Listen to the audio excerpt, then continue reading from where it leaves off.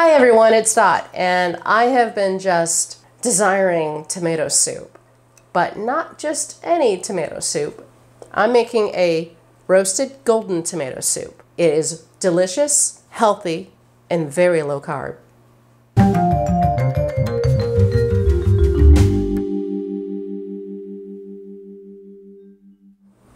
The reason I'm using yellow tomatoes as opposed to red tomatoes for a traditional tomato soup is that yellow tomatoes are actually lower in carbs than their red counterparts. And actually, the next lowest after that are orange. Now, I would have thought green tomatoes would have less sugar, but that's just not true. So these are about 4 carbs per cup, a cup of diced yellow tomatoes, and about 1 gram of fiber. Red are much higher. Now, the best red tomato that I would use if you don't have yellow tomatoes this time of the year that you can't find in your grocery stores, use plum tomatoes. They're really beefy, and they are probably the tomato that's the lowest in carbs. But anyway, we're going to get started. I've already go ahead, took off the stems, and what you're just going to do is you're going to cut them in half. Now, what you want to do is you want to take off any of these little stem parts in here, and all you're going to do is just do a little cut. Be careful, obviously you're dealing with a knife, and then I just sort of pull it out. But that just takes off any woody part. So let me go ahead and finish these up, and then we're gonna get going on sauteing a few little items. Okay, I have about a tablespoon or so of olive oil heating up over medium-high heat. I'm going ahead and I'm adding my onions. I'm gonna divide them up.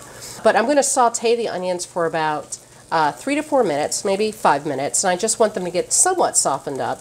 And if you, the recipe does call for using garlic, but I'm using a bulb of roasted garlic, and I'm using that at the very end. If you don't have roasted garlic, don't worry about it. Just add about 3 cloves of garlic here. You can just add them whole. Obviously, take the papers off of them, but you can just add them whole in here with your onions. So I'm going to saute them, but I'm also going to season the onion slices too. And I'm just going to go ahead and add in a little bit of, I have a mixture of sweet paprika and cayenne pepper. So I'm just going to do a little bit of the seasoning with these guys and mix them up in here. All the seasoning I have is going to go in with the dish, but I'm just putting a little bit in here.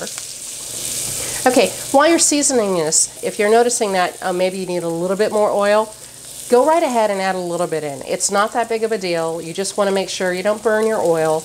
You are doing this with olive oil, so it doesn't have necessarily, I'm using a light olive oil, so it has a higher smoke point than extra virgin olive oil. But nonetheless, you don't want it to dry out. You don't want to burn your onions either.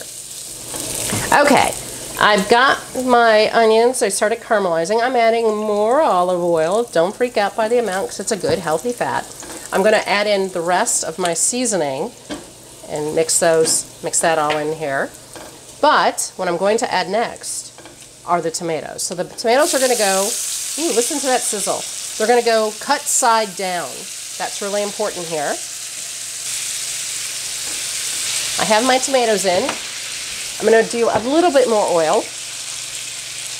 The recipe is about a 1/4 cup, roughly, of oil. So just keep that in mind. I have some kosher salt, so I'm going to add in a tad of kosher salt. I'm going to add in some of low-carb sweetener, and I'll have all the quantities below, so you'll have all the information. And then I'm going to add in a tablespoon of balsamic vinegar. Woo. So what I'm going to do now is I'm going to turn the heat up to about a medium-high. I turned it down just a tad, but it's going to be close to high. And I'm going to just go ahead and let this cook for about 4 or 5 minutes before it goes into the oven. All right, I'm about to take it off heat for a moment, but I wanted to give you an idea. What I'm doing here, I'm basically caramelizing the tomatoes, so you can see them starting to caramelize and they're breaking down, which is what I want. I'm going to add a little bit of pepper. Now I'm going to take it off heat, and I'm going to give it a quick stir. I still want the tomatoes face down. It's going to go in here for about 25 minutes.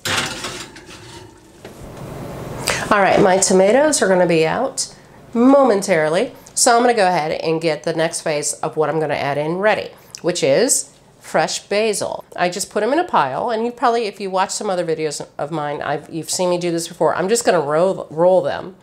This way it makes them easier to slice. And I'm going to cut them into thin ribbons, or as I had some very informative, and I'm very appreciative of commenters who told me this is called chiffonade or it's chiffonade, depending on your preference, I guess. But I looked up the pronunciation, so it's double pronunciation on it. So, but anyway, all you're gonna do is you're just gonna do thin slices, and it's just ribbons or chiffonade. That's all I'm doing with the basil.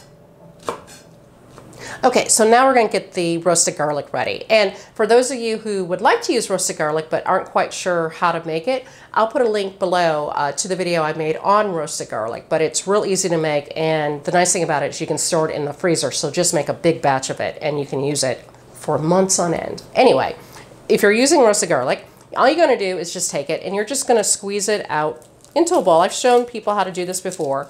It gets a little pasty because obviously they're very, very soft, but that's okay because this is just gonna start getting all absorbed into the tomato soup when we add it. So that's it. You just wanna make sure no papers. Papers can be on your hands, but you don't want them in there, and it's that simple. It's been about 25 minutes or so. I'm gonna go ahead and pull out the tomatoes. And you wanna be real careful if you cook it in one pot. You always wanna use 2 gloves, never 1 if you're having to grab something, but I'm not going to do that. So anyway, I just want to make sure, oh, they are nice and soft. You can see some of them got a little brown, which is what I want. Awesome. So what I'm going to do now, I'm going to put this on this back on the burner. I'm going to turn it on to medium heat, and I'm going to add in my broth. I'm using a chicken bone broth here, but you certainly can use vegetable broth if you prefer. Part of this is I use about 3 to 4 cups of broth, just poured in 2. Your tomatoes might dictate that because these are particularly juicy, so I don't think I'm going to add in the full 4. I'm probably going to add in maybe just 1 more cup. Your pan will dictate that, but you don't want to go over 4 cups of broth. So I'm going to go ahead and raise the heat to high. I want to bring this to a boil.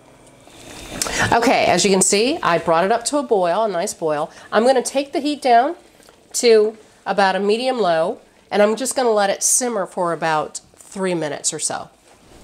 All right, it's been about 3-4 minutes. I'm going to go ahead and add in my garlic. I'm going to stir that in. Then the next thing I'm going to add in is about 1/3 cup of cream.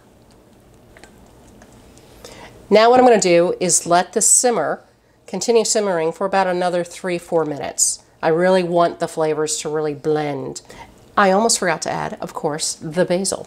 So you want all of that all in there. So you want that nice flavor.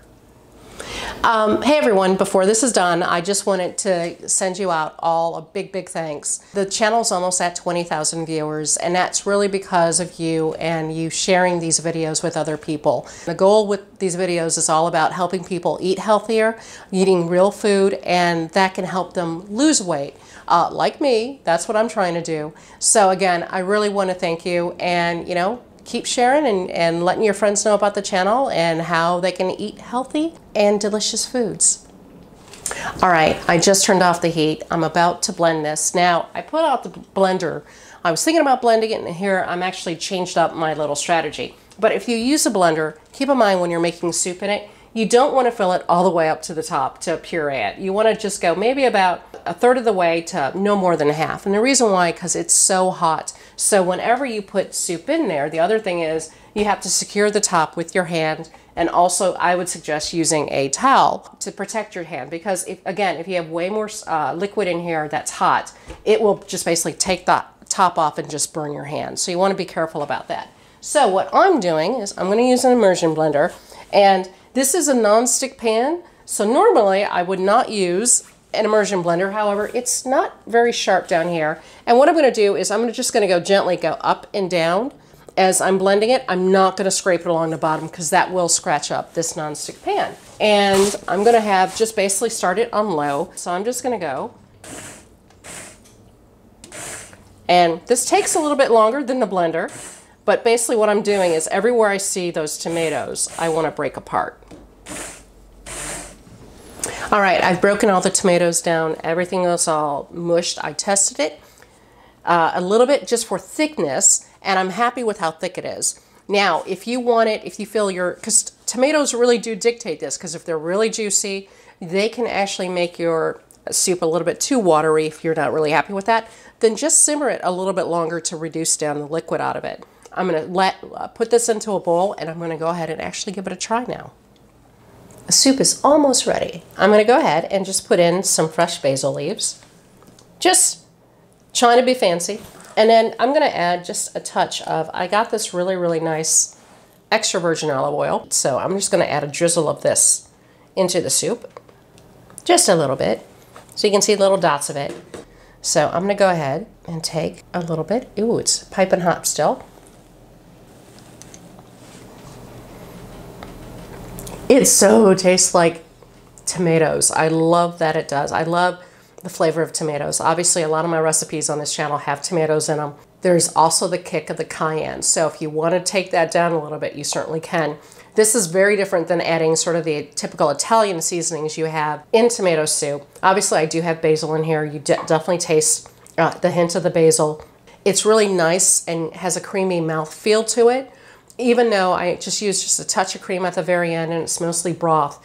A hint of sweetness. Again, a little bit of the sugar I added helps, or not sugar, but the low carb sweetener adds to, it just enhances the tomato flavor, which is just wonderful.